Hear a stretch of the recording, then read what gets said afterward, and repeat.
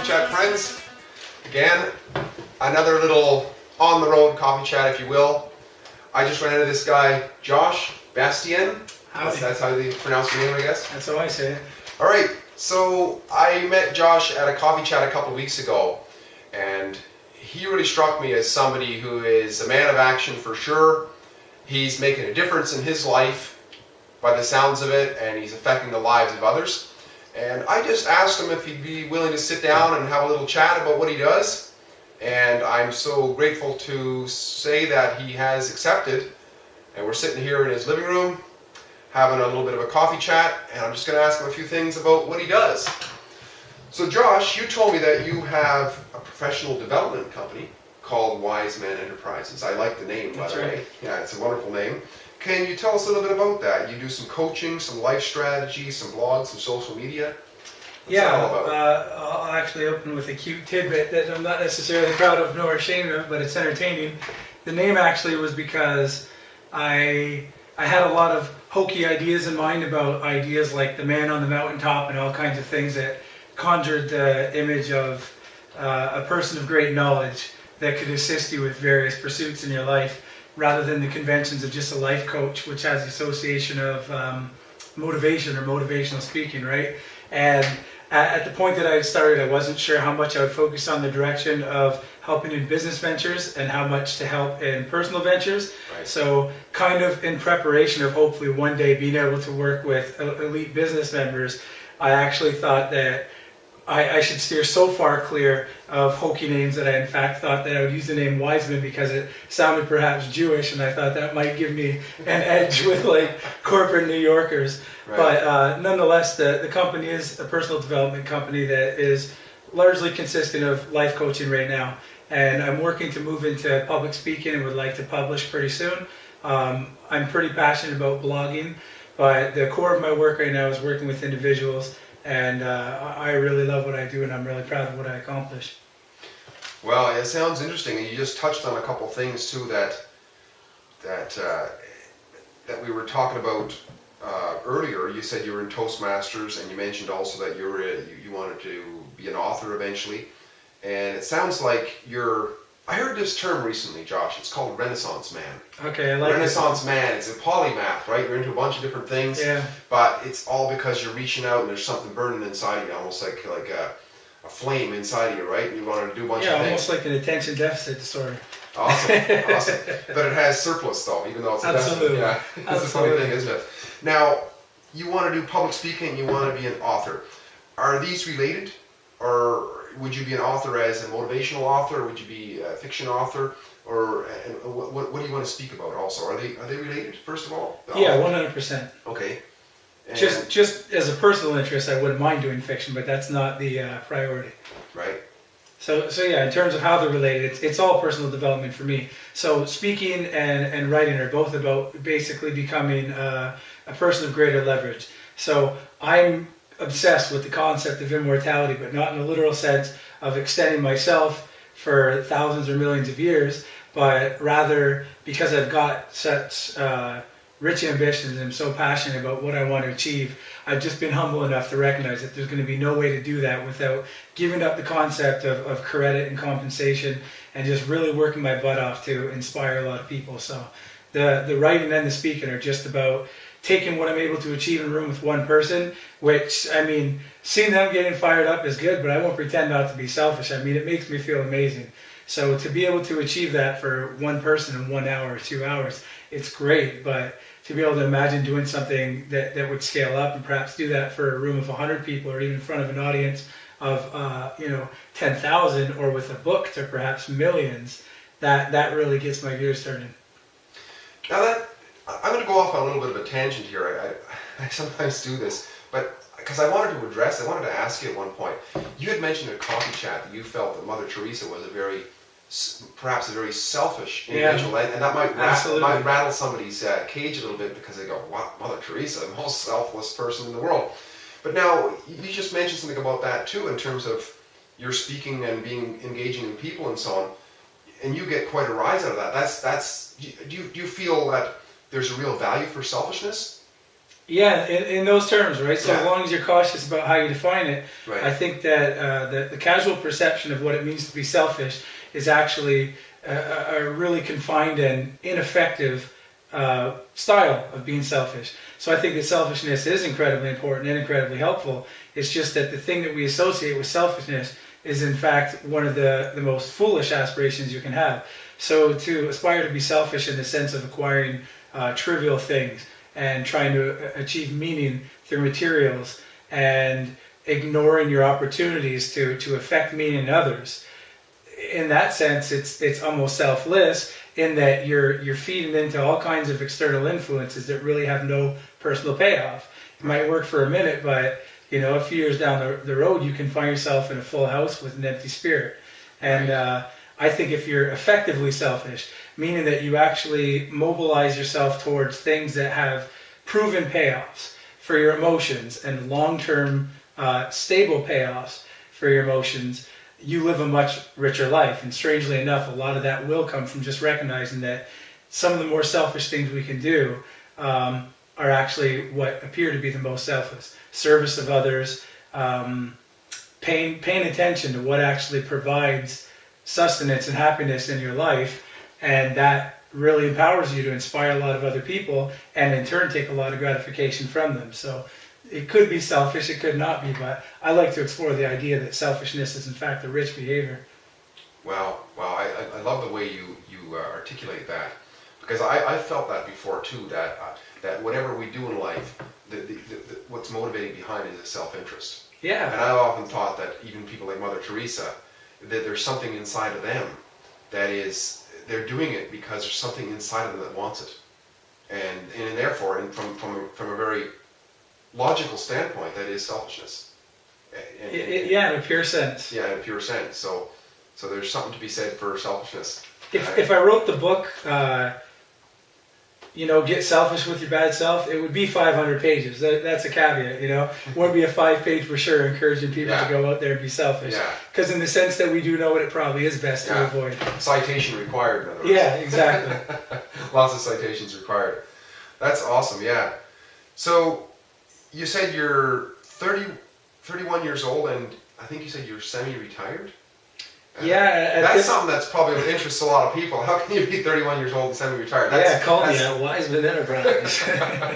Yeah, I like that idea. Do you know what? I'm actually a few weeks late for full retirement, but largely because of just conversational challenges rather than any actual kind of financial stress. So financially, I'm largely retired now, which is nice, but basically it was a matter of focus. It's not that I have $1 million in the bank, and it's not that I've created some kind of incredibly unique investment. It's really having just identified a paradigm that gave me the same freedom at 30 years old. I mean, I've been 31 for about 2 weeks now. So it provided me the same freedom at 30 that most people aspire to have at 60. And it's in that sense that I've retired myself. So I work 20 hours a week doing work that is not particularly work at all for me. I'll be frank about it. I MC at a gentleman's club. So I go entertain a group of people with excellent feedback. I get to hang out with people I really enjoy, play music I love for people I care about, and I'm doing something that helps me exercise my talents and reinforce a lot of my values, as strange as it sounds, in an environment that's difficult to do that. So to that degree, the work that I do have left is very enjoyable, and I would largely do it for free, perhaps not for 20 hours, which is why to conform to my rules for what it means to be retired to me, I do have to back away and cut it down to just Friday, Saturday night. But wow, that's really, I met one individual before who retired around 30 years old, and he travels the world and does what he wants to do, and if you've heard of the Maslow's hierarchy of needs. Yeah, of course. Right? So it's so important for the aspirations of humanity to take care of those basic needs, right? And if you give me such a good example for people because you've been able to do that. And like you say, it was nothing, you didn't come across some secret to success or anything like that. You just followed a path that worked for you and you've got there. And you continue, and because of that, you have a certain quality of life that you can build upon, right? Well, and I'll clarify even further. For me, I'm not interested in not working. I'm very interested in working. Right. I think conventionally what most people of our nature that have any kind of abnormal ambition, or most men in general, women will find themselves becoming this way far more now that they're integrated nearly fully in the workforce. Most people find themselves at 60 or 65 losing work and struggling with a sense of generativity.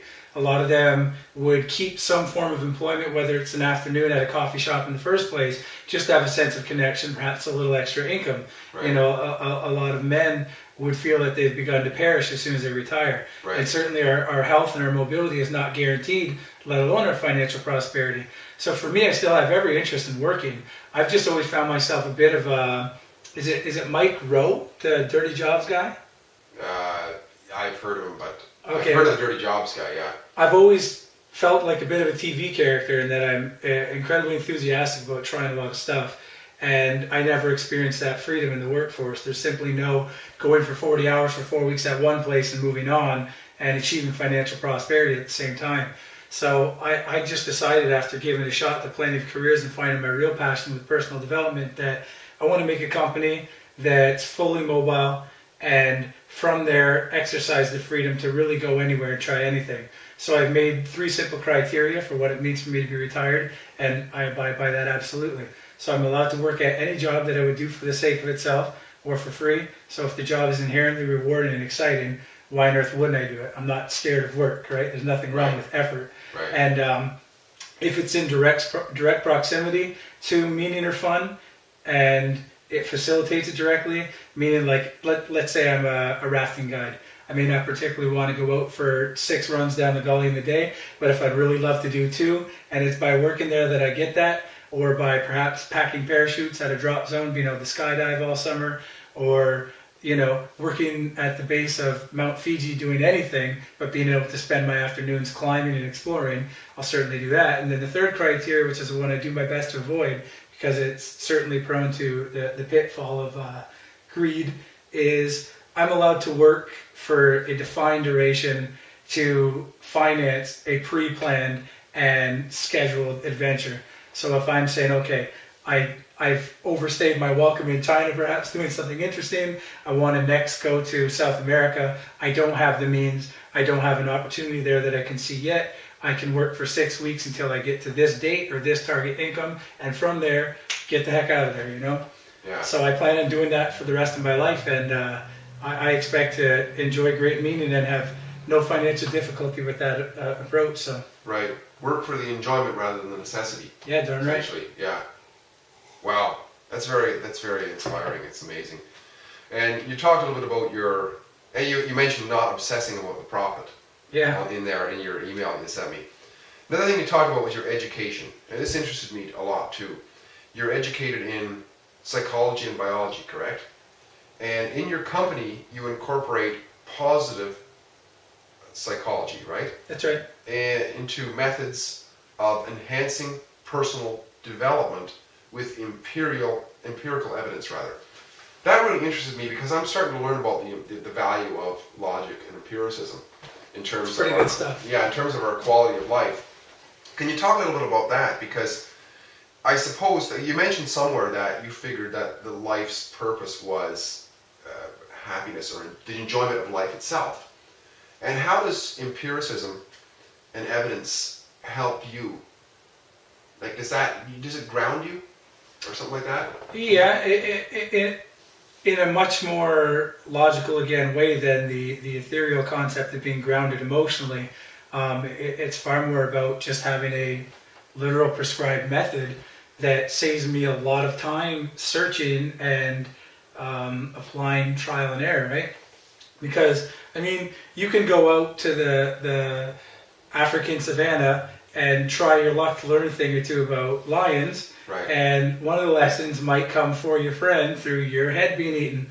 Right. Or you can simply read about what the last 1,000 fellas did. We've been graced with at least 5,000 years of very rigorous recording, and incredible minds and incredible people from all over the world with far greater challenges than most of us will ever experience have done a really good job of explaining to us what they went after and what happened. And what positive psychology brings to the table is that they've actually made a science of this, saying, hey, psychology's done a great service to us for a few hundred years for helping us figure out what goes wrong with the human brain. Not too much progress yet on how to fix it, but you know, we've been really negatively oriented in that we want to know how we deviate negatively from the norm. What pathology strikes us, what conditions characterize the problems in our lives, and what kind of behaviors are symptomatic of these. But positive psychology said, hey, hold up a minute. There are the majority of the population left who are not suffering from any kind of psychological disorder, but would not report a great subjective sense of well-being. They wouldn't say that they're happy or that their lives are particularly wonderful.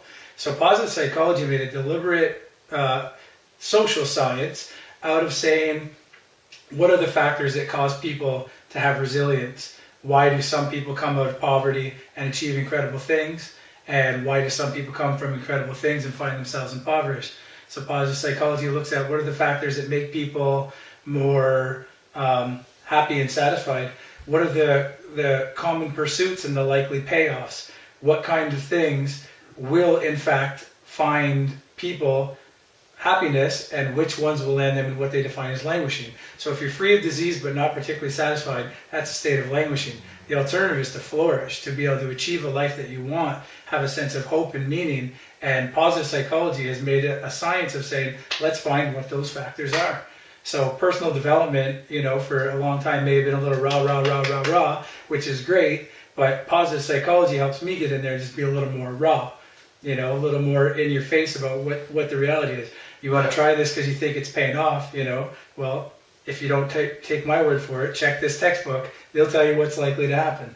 Right. And so that would address the, you know, there's the, I don't know, don't like to call it sometimes, but really I think it is the victim mentality, which says I am this way because of all my past, and therefore I am. Yeah. However, through positive psychology, there's probably lots of evidence that when we make a decision to go in this direction of rigor, like learning an instrument, learning a new language, whatever, but also in terms of our attitudes and so on, we can also change, right? So I also was studying a little bit about the results of parenting too, in terms of our early childhood and how we can be affected one way or the other. So when you see trends in a certain family, a lot of times there's more and more evidence that that's not actually genes heredity. It's more like nurture.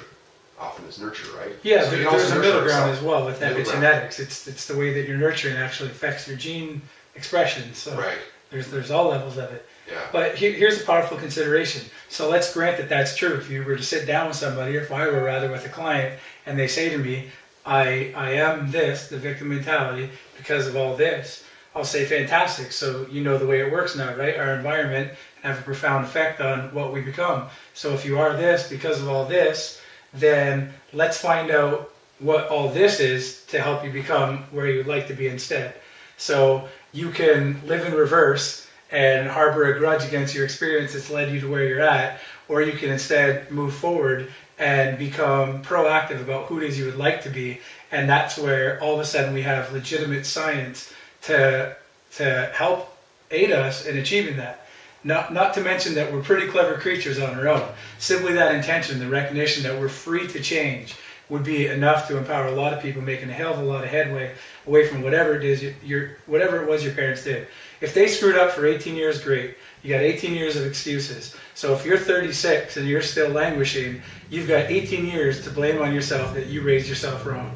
You know, and let's go forward from there. Right. So, and also a good argument for that would be, if your past creates you, now if you can change your past, will you be different? Right? And we can change our past.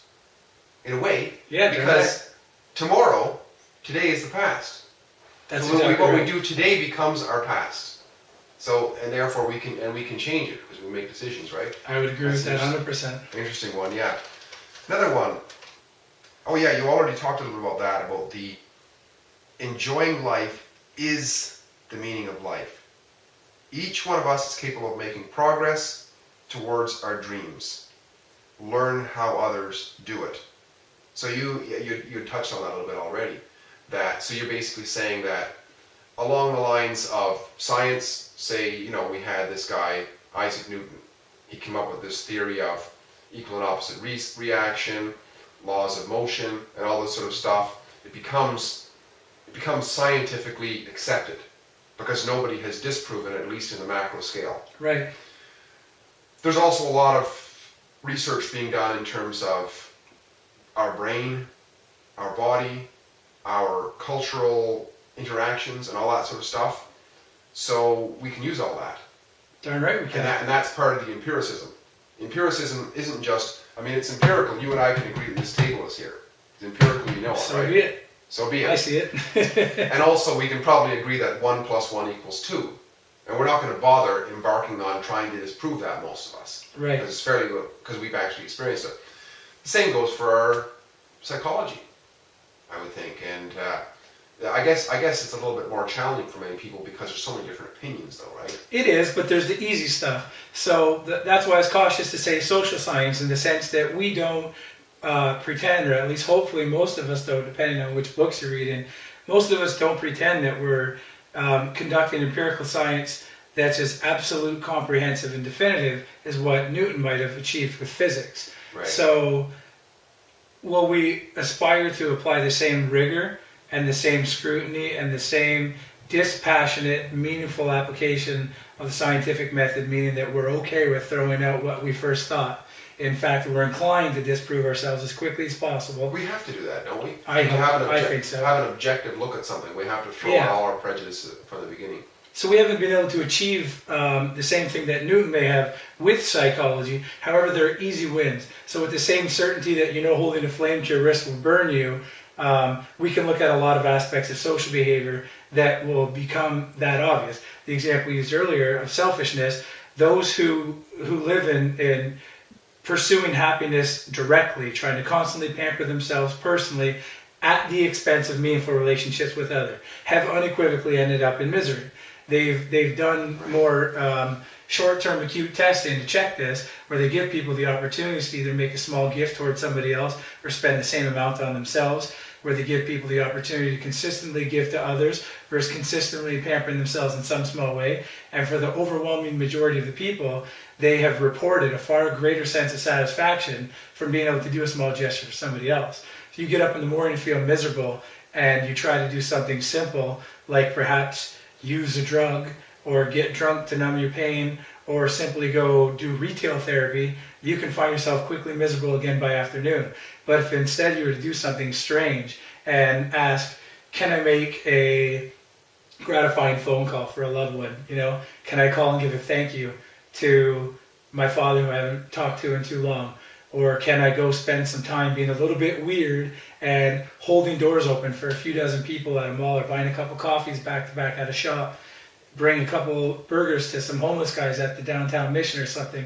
I think most people would be profoundly struck with both how good they felt in the moment, how enduring it was that day, and how transformative it was in their time in the next weeks or months to come. I think it would really shake up what they think they're doing with their lives, and who they even define themselves as being. The sense of connection that comes from that is both enduring and empowering. Wow. Well, that's quite a... As you can see, fellow coffee chat friends here, Josh has a lot to share here, and I wish we had more time to share here. I hope you could join us again on Coffee Chat. We're going to be doing some Google Hangouts where we can have guests come on and discuss different things in the future, and that'd be great. But for everybody out there, I would think that there'd be some people who want to get a hold of you, because you also do... How does your coaching work, by the way? Do you do one-on-ones, or do you do Skype type of conversations? I do both. So I've recently started moving the majority of my business towards telephone style interaction, just because it does give me the freedom to work from anywhere. And work around the world, right? Yeah, wherever I am, I love to get one-on-one with individuals, and most people seem to place that at a premium. So I have a big collection of folks that I work with one-on-one at coffee shops and here at my home office, but I love to do it via phone, and generally I'm contacted on Facebook or email, so people could find me that way. If you don't mind, I'll give one. Oh yeah, absolutely. Yeah, okay. Yeah, that'd be great, because there's going to be people who want to get a hold of you. You have such an amazing amount of information to share. Too much information, I'm sure they'll say.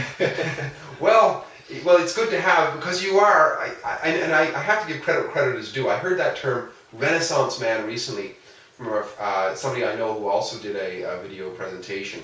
And I like that. I kind of had to look it up to get a sense of it. I heard about it before.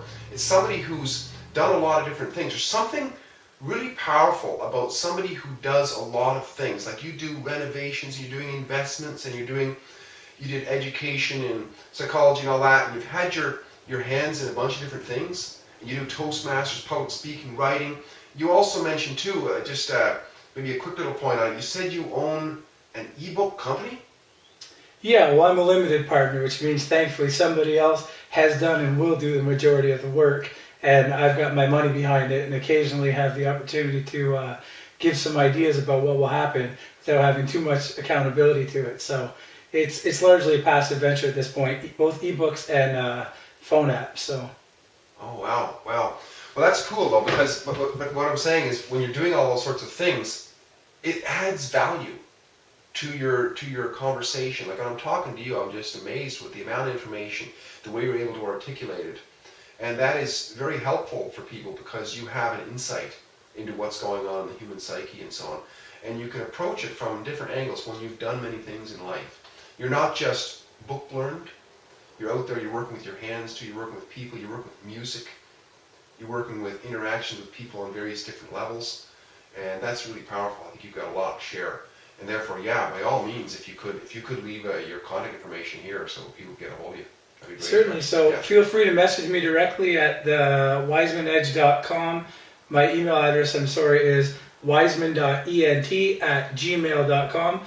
That's wiseman.ent@gmail.com. The website again is thewisemanedge.com.